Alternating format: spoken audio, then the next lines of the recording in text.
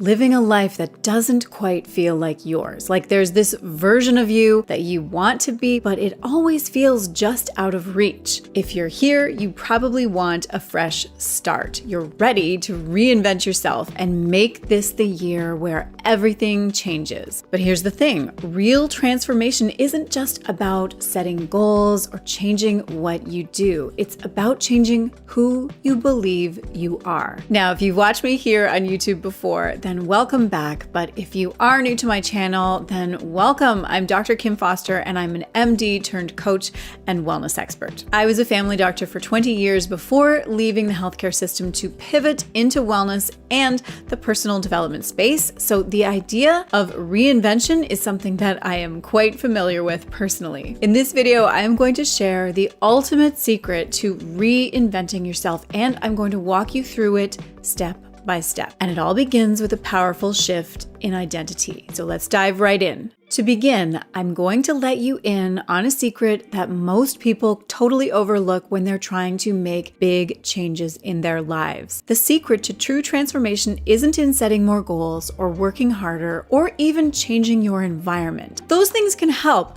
but they are not the core of what actually drives change. The real key is your identity. It's who you believe you are at your core. What I have seen through all my years as a primary care physician and a coach after that, plus what I have learned through the research, is that behavior follows identity. If you see yourself as someone who is disorganized, you're going to really struggle to build habits that would require a lot of structure, no matter how many productivity hacks you try. If you believe you're not a morning person, you're not likely to stick to an early morning routine, even if you set a dozen alarms. Think of it like this. Our behaviors are like branches on a tree, but our identity is the root. If you want to change the fruit that the tree produces, you have to address the root. When you shift your self-concept, when you start to see yourself differently, your actions and habits naturally start to align with that new identity. And here's the science behind this. Researchers studying neuroplasticity have found that the brain can rewire itself based on repeated thoughts and beliefs. In psychology, it's called the self-fulfilling prophecy. When you believe something about yourself, your brain essentially works to make it true by shaping your actions and your behaviors to align with that belief. Think about it. Someone who identifies as an athlete doesn't have to force themselves to exercise. It's just part of who they are. The same goes for any identity, whether it's being a writer, a leader, or a confident person. When you identify with it, you naturally act in accordance with it. So if you're looking to reinvent yourself in the new year, or honestly at any time of year, the most important work isn't just in what you do, it's in who you become. That's where the transformation begins. So all that said, I want to give you a 5-step process now for how to do this, how to make that identity shift so that you can believe yourself to be the kind of person that you want to be, so that your behavior and your actions align. Now, most people begin by setting goals, but they don't have a clear vision of who they need to become to achieve those goals. And that's the problem. Without a clear picture of your future self, your goals might feel unrealistic or impossible to reach because you're stuck with the same identity and mindset that you have now. So here's where we start. I want you to imagine who you want to become in the year ahead. I don't just mean what you'll achieve, I mean who you are at your core. How do you carry yourself? What kinds of habits and thoughts and actions define you? What makes you feel fulfilled? This is step number 1, defining your future self, which is a vision of the person that you're becoming. If you want to make this really powerful, try writing a letter from your future self to your present self. Describe in detail who you are, what you've achieved, and how you feel. Make it real. This isn't just wishful thinking, it's about getting clarity. Because once you define that future self, you'll be able to take actions that are aligned with becoming that person every single day. Now, once you've defined your future self, it is time to move on to the next step. And one of the biggest reasons that people struggle with reinvention is that they're still clinging to an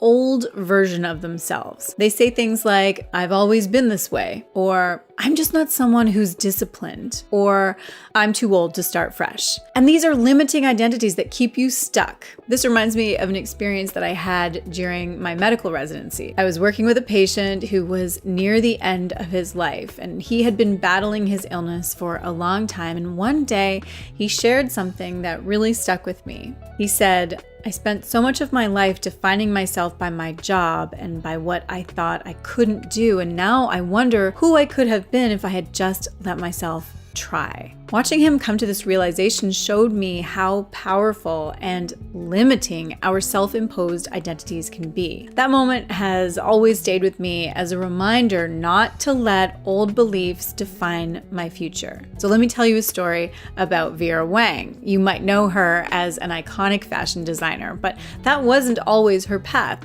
She dreamed of being an Olympic figure skater, but after not making the team, she pivoted to journalism and became an editor at Vogue. When she didn't get the editor-in-chief position, she found herself at a crossroads. Now, most people might have given up on reinvention at that point, but at 40, she made the bold choice to start over in fashion, even without formal training. Somehow she was able to release the old identities that no longer served her, and that is how she became the Vera Wang that we know today. So step 2 is all about identifying and releasing your old identities. Think about the beliefs that you hold that don't align with the person that you want to be. Maybe you've been telling yourself you're not confident or you're too busy to focus on yourself. Write these down.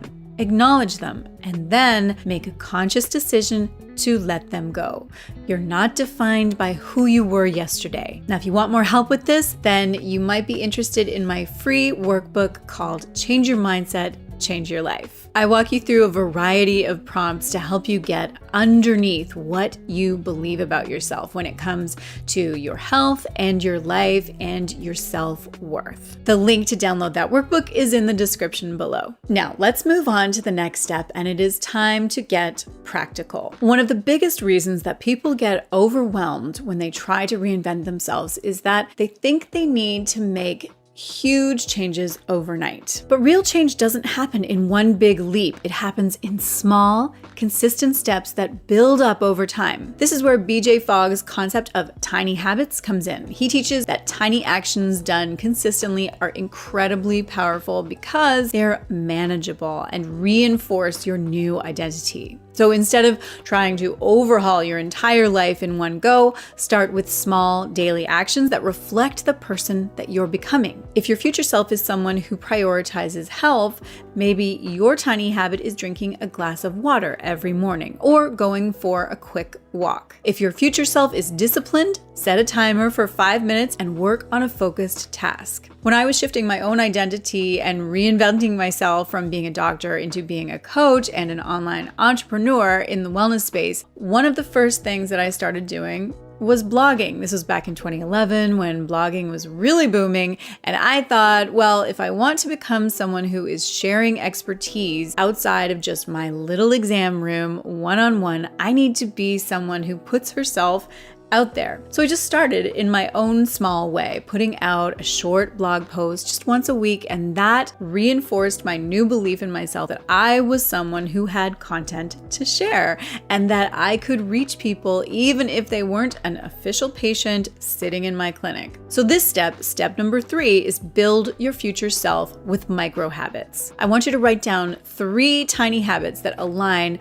with the future that you envisioned. And remember, these don't need to be big. Small actions done consistently have the power to reshape who you are. Now, for the next step, I want to raise the issue of self-talk. The way you speak to yourself is one of the most powerful forces shaping your identity. But here's the problem. Most of us have an inner dialogue that reinforces our old, limiting identities. Even as we're starting to adopt some changes, we say things like, oh, I'm not good at this, or I always mess up. These words become the reality we live in. Muhammad Ali famously used the mantra, I am the greatest greatest, long before he became the champion that we know today. He repeated this phrase over and over, and by reframing his inner dialogue, he began to see himself as a winner, and eventually the world saw him that way too. So this step number 4, is changing your inner dialogue. Start by paying attention to how you talk to yourself. Instead of saying, "I can't do this," try, "I'm learning to do this."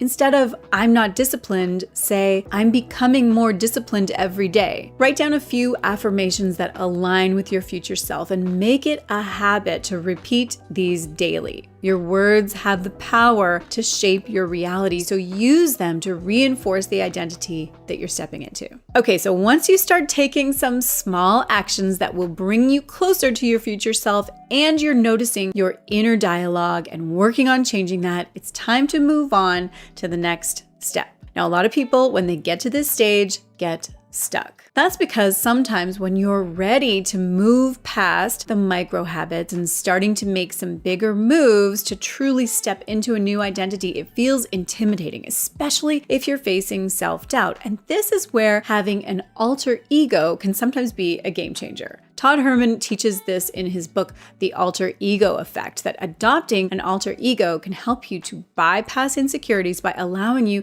to kind of borrow the traits of somebody who already embodies the qualities that you're aiming for. So let's look at Beyonce. Early in her career, she struggled with stage fright, so she created an alter ego named Sasha Fierce. Sasha Fierce was bold and confident and fearless, everything that Beyonce wanted to bring to her performances, but didn't always feel that she could. By channeling Sasha Fierce on stage, she could embody these traits and silence her insecurities. So step number 5 is an optional step, but if it helps you, this is about stepping into your alter ego. Think of qualities that you want to embody. Do you want to be more assertive or confident or resilient? Create an alter ego that brings out those qualities and give this version of yourself a name. When you need that extra boost, ask yourself, how would my alter ego show up in this situation? Over time, you'll find these traits becoming part of who you truly are. Okay, let's move on and talk about the final step that I have for you today. So one of the biggest challenges with transformation is trying to change while surrounded by people and influences that keep reinforcing your old identity. If you're serious about reinventing yourself, you need an environment that supports your new vision. With my own transformation, I knew the environment that I was in every day was not in alignment with where I wanted to be in the future. Most people in the medical community were enmeshed in conventional healthcare and just doing things the same way, and that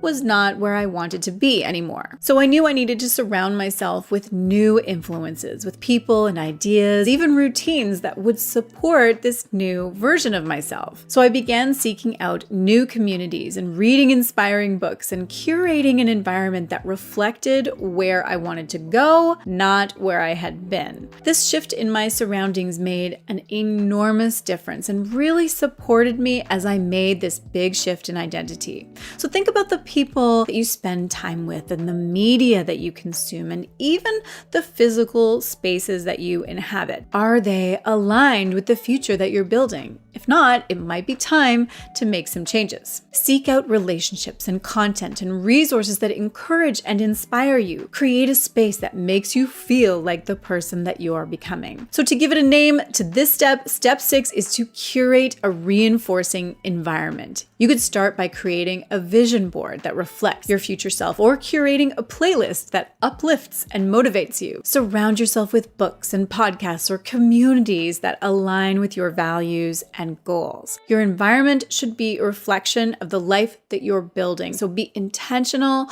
with what and who you let in. Now, all of these steps are powerful on their own, but they will only work if you fully commit to this new identity. Reinventing yourself isn't something that just happens. It's a choice and a commitment that you make every day. And that choice begins now. As Aristotle said, we are what we repeatedly do. Excellence, then, is not an act, but a habit. Reinvention is not a one-time event. It's a journey. And with each step and each choice and each tiny habit, you are building the future that you have always wanted. So here's my challenge to you. In the comments, share one step that you're taking today to start your journey. Commit to it and let this be the year that you rewrite your story. And if you want some more help with this, don't forget to download my free workbook. Again, the link is in the description. If you enjoyed this video, you might be interested in the video that I am going to share on the very next screen, which is where I go into a lot more detail about my own personal journey that led me to leaving my career in medicine. There were 3 key things that I learned on that journey, and I think that you are going to find them pretty interesting. I will see you there. So let's dive right in.